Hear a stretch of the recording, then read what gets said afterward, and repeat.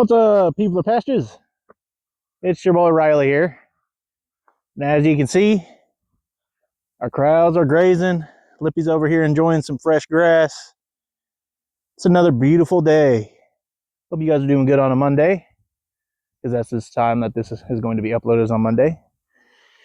What are we gonna, let's see. What are we up to today? Well, we burnt some trash, fed the bulls, fed the guys in the lower corral. We just came to talk to you just to talk again. I don't know, today or this past couple weeks have been kind of, past couple weeks have been kind of easy. Now that we moved these cows out here to the front pasture over here. And they're enjoying it. They get to eat fresh grass every day. So it gives me a break from feeding them every day. We got our planters done since you saw in the last video. We got our planters done. We talked about pragmata and all these femcells talking about how we're pedophiles and stuff, but we're not. We're just grown-ass men that hope one day we get to have a family of our own.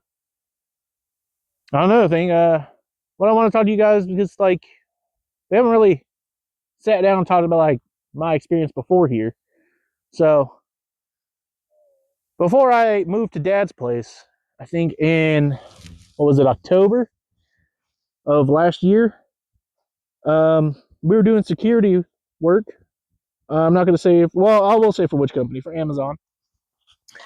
And it was actually a pretty decent job, regular 9 to 5. Well, it wasn't a 9 to 5, it was 12-hour shifts. So it was like 6 to 5 o'clock, I think, in the afternoon, 6 a.m. to 5 o'clock in the afternoon.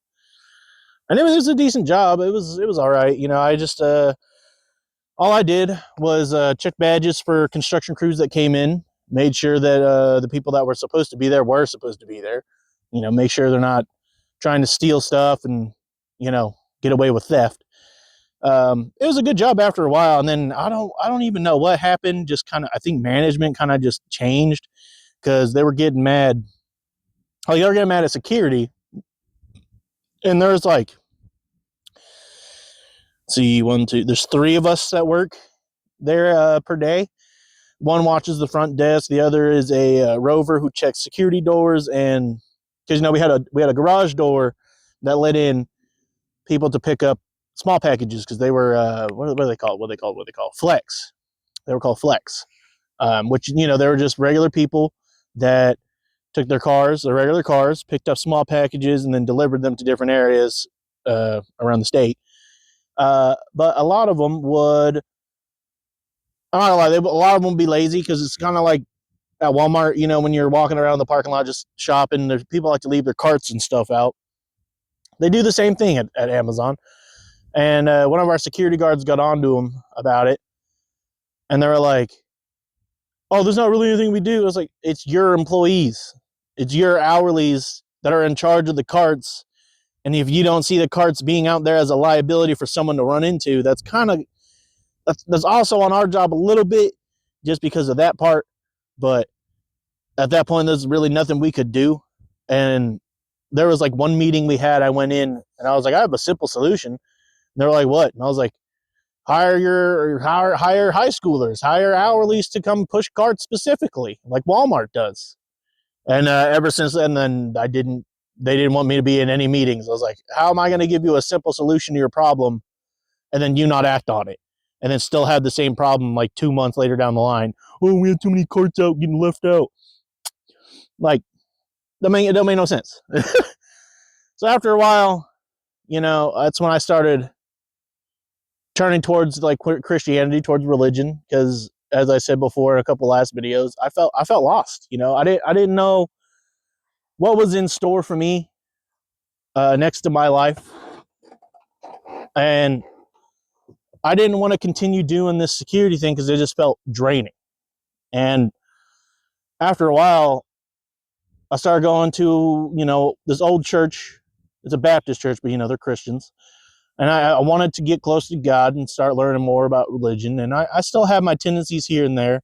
I'm not a perfect Christian at all, for sure.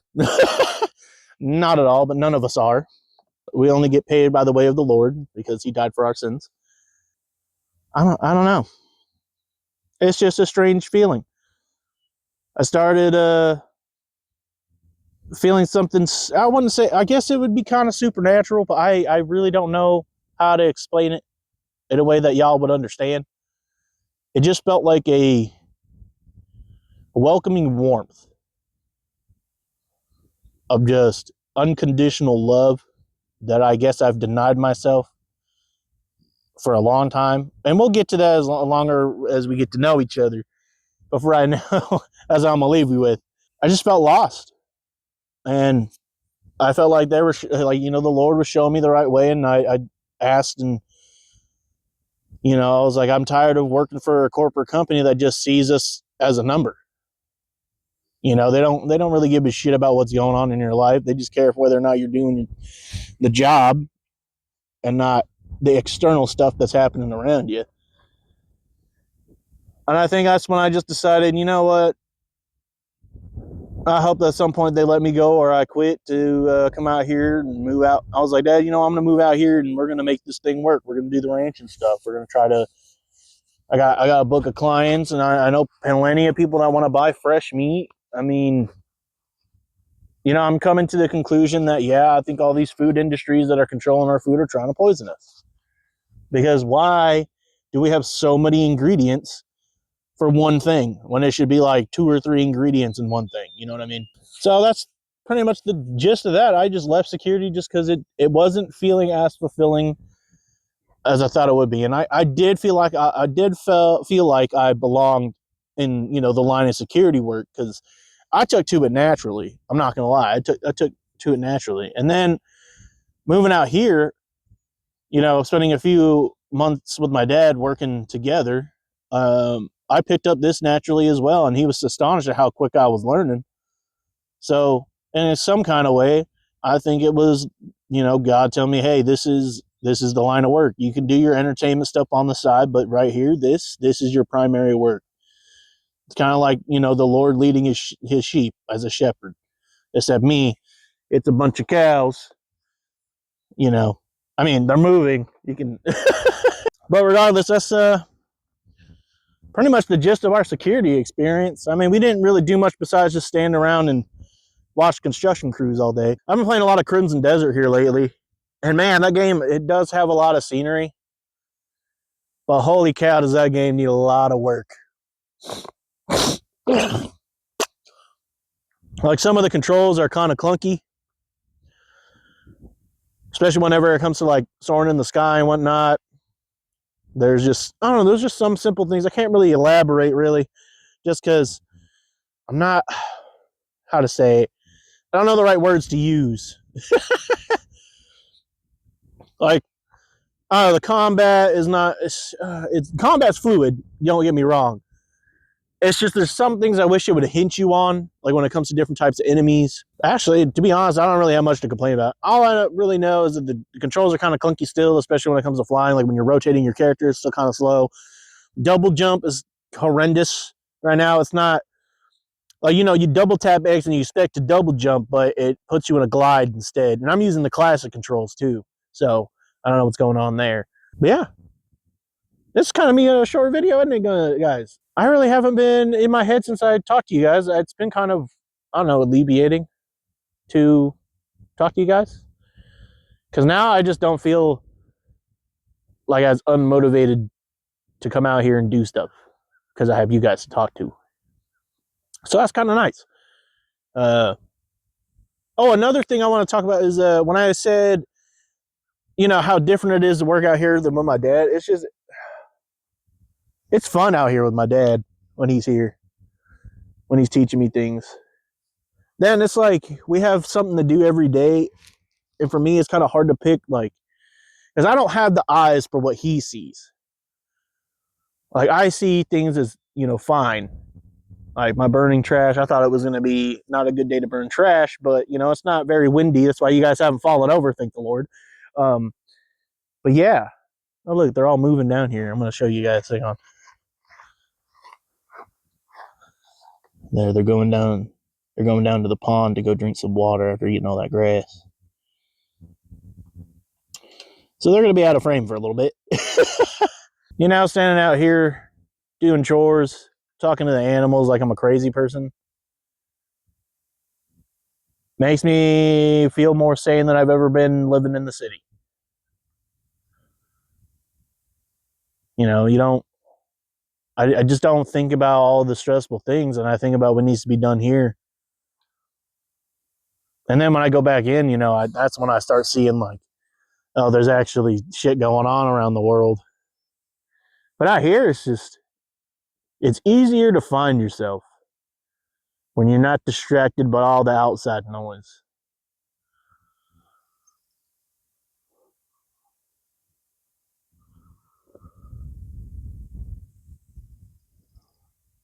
I also think moving out here has made me realize that all the things that kind of stopped me before doing stuff was just really all in my head.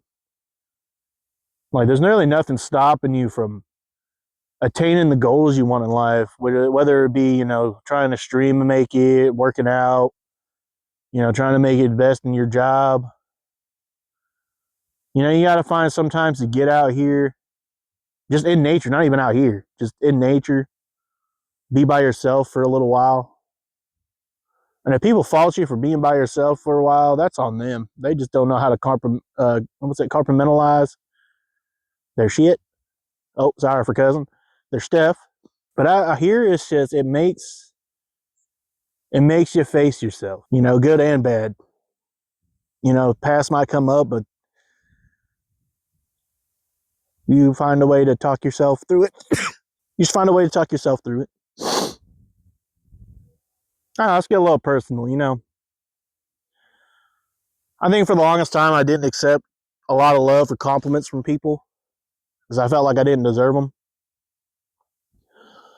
And when I think about it, it kind of goes back to, you know, high school, freshman year. I was head over heels for this girl. Not gonna say names, but you know, she loved the same things I did. She was a writer. She was just overall a very heartwarming person to be around. And I fell in love with that. And she was, you know, she like wished she had a laptop to write her stories and whatnot. And I had the ability to actually, you know, get rid of an old laptop because I was getting a new one. And I decided, you know what, let me gift her this. No strings attached, no nothing. And I made her happy for a little while, and I was like, oh, nice. This will be my gateway into talking with her and becoming friends. And we did for a little while, for the whole year of freshman year, and then freshman dance or freshman prom came, and I asked her to go, and she said yeah. But I didn't realize that we were just going as friends, and she didn't like me that kind of way. I guess that like it tore me up a little bit inside,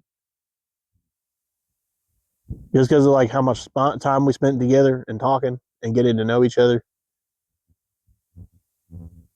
But it's as they say, you know, you can't force someone to love you. You can just love them as best they can with whatever decisions they make in their life because it's, you know, their life. And I didn't understand that. You know, we're kids. And for a long time, I didn't like really forgive her for that heartbreak until later on. And it's like, I can't keep holding on to that kind of thing or I'm not going to get anywhere. But yeah, that's all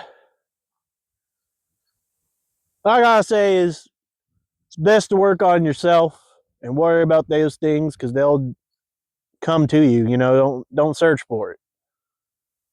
It'll find you in its own way. But this is Peeler Pastures signing off for now. And we'll catch you guys in the next video.